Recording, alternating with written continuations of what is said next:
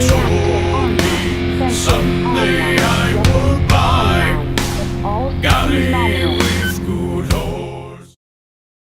This is the procurement document for the MS-06 Zaku II that I've been working on since my trip to Terra. If this video gets leaked to general public, I am not going to include any top secret or any information in it.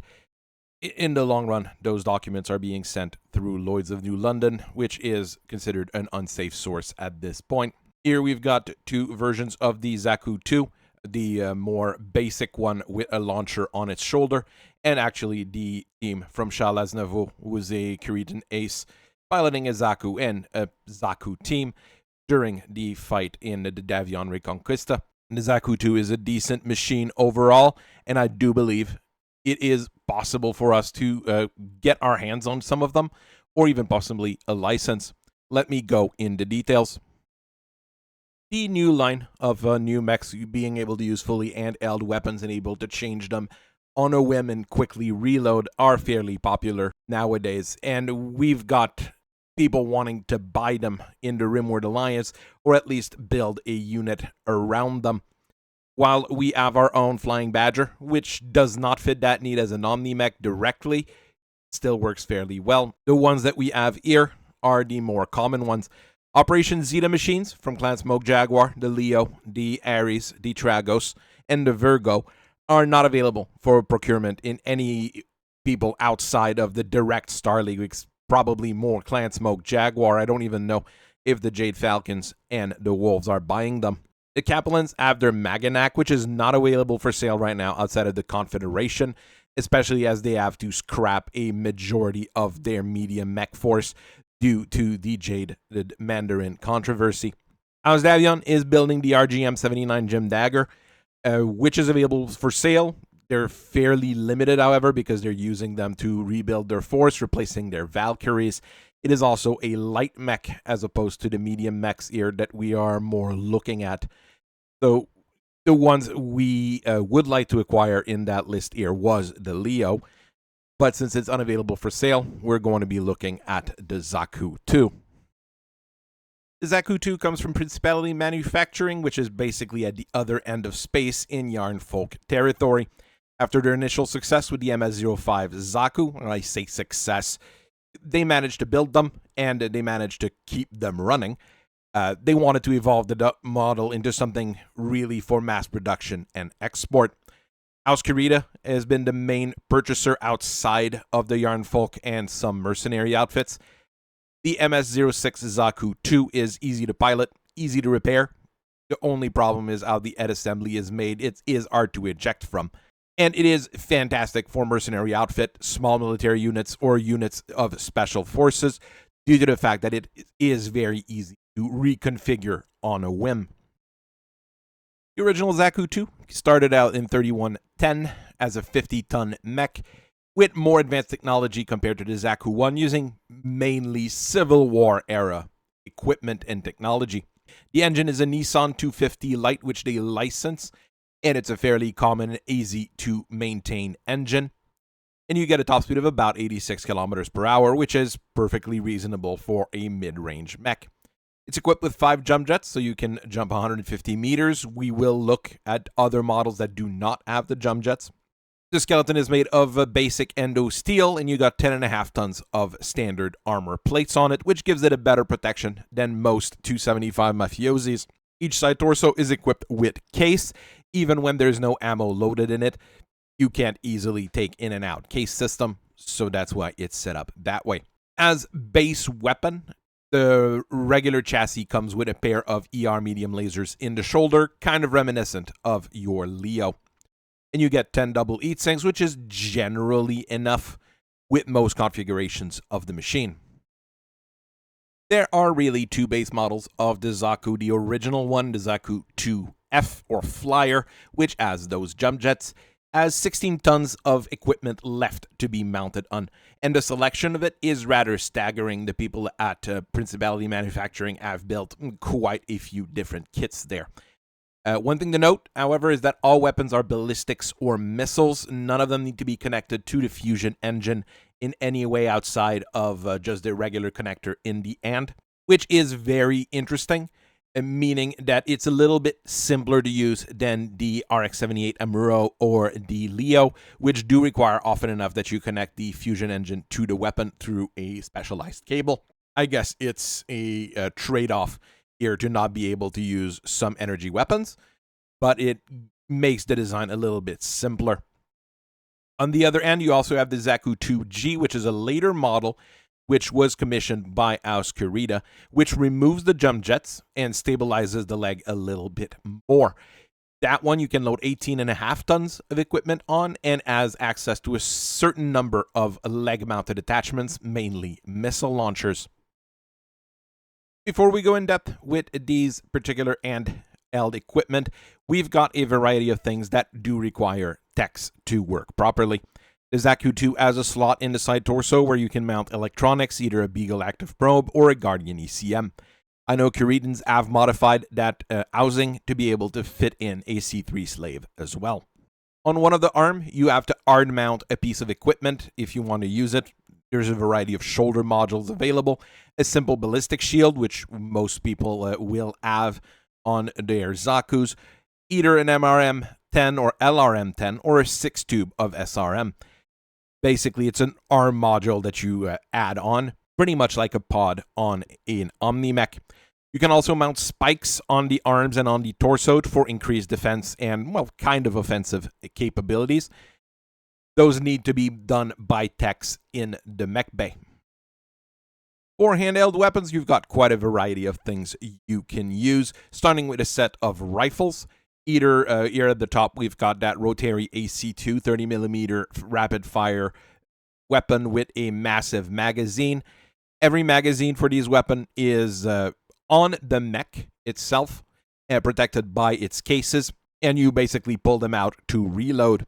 And depending on what kind of setup you can have more or less ammo, depending on, once again, if you put those launchers on the shoulder, if you just put a single rifle, there's quite a variety of things you can do. At the bottom here, we've got the 90mm rotary AC5. That one has a smaller magazine, but fires larger shells at a decent enough speed. I did not get a picture of the breacher gun, which is basically a mech-sized shotgun, which is built off a LB-10X autocannon. Next up, we've got two bazookas, basically shoulder-mounted missile launchers using Thunderbolts. The smaller one that we have at the bottom there is a Thunderbolt 10 launcher, giving you decent range and quite a good ammo capacity. You've got a larger Super Bazooka, which is a Thunderbolt 15, which will have a more limited ammo capacity.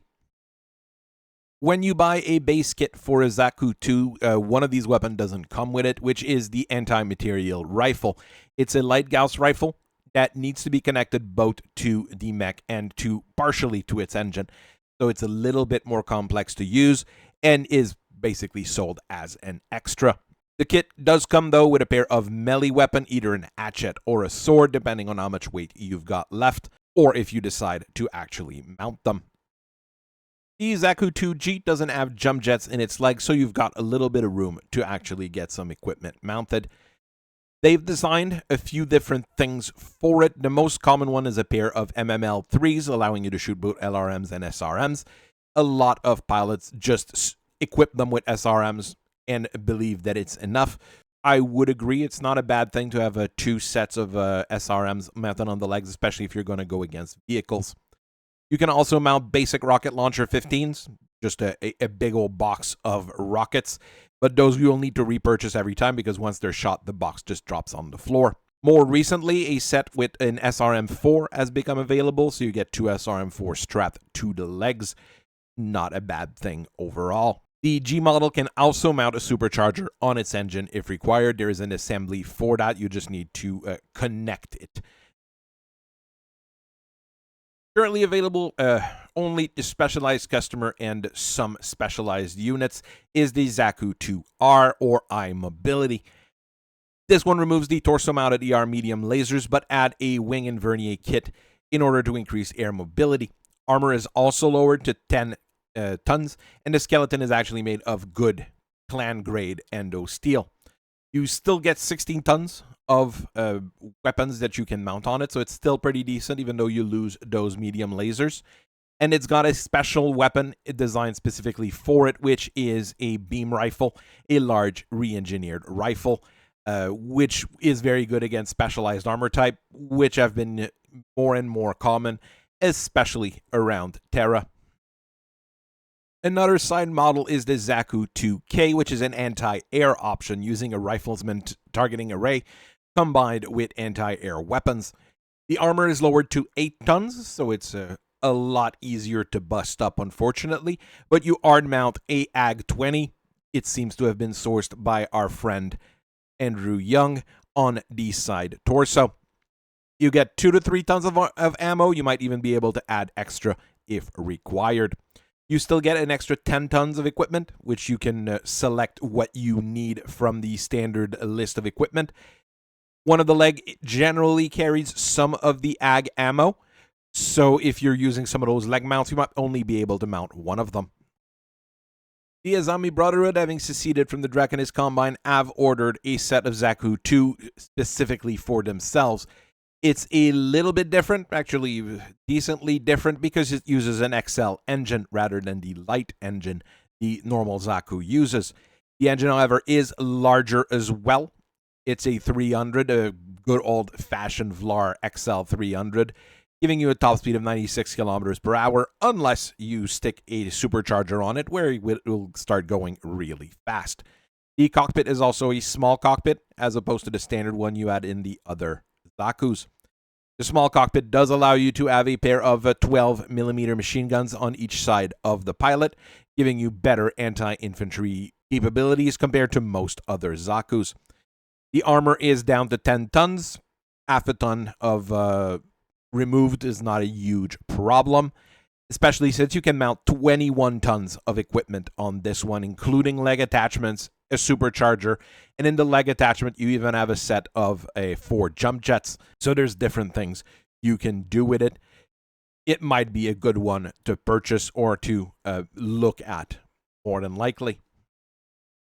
There are 2 new Zaku side designs, the Isaac and the Marasai, which are being discussed for sale for the new Star League in general. With our contacts in Clan Seafox, we might actually be able to place order for these or secure a production license if Principality Manufacturing wants to have a facility over here. The Clave, who run the Principality Manufacturing, apparently are quite friendly to travelers, so this might be a good opportunity to approach them and try to strike a deal. Our Flying Badgers are already quite competent in the medium mech range, so rushing to purchase another license to build a medium mech should not be viewed as a priority. That's what I think as an engineer. The Rimworld Alliance does need a strong military backbone in case of various issues, especially with those unknown invader striking our outposts. So getting additional mechs, especially ones that can be easily reconfigured, might be a very good idea. Both Principality Manufacturing Zaku II and the GM's RGM Jim Dagger are a strong consideration in my opinion. I would probably focus on the Jim Dagger at first to have a polyvalent light mech to supplement our javelins. We will see how things go, and especially how many House Davion will be ready to sell if they let GM actually sell them. Thank you for listening to this presentation, and hopefully it informs your choices as to the procurement of new equipment.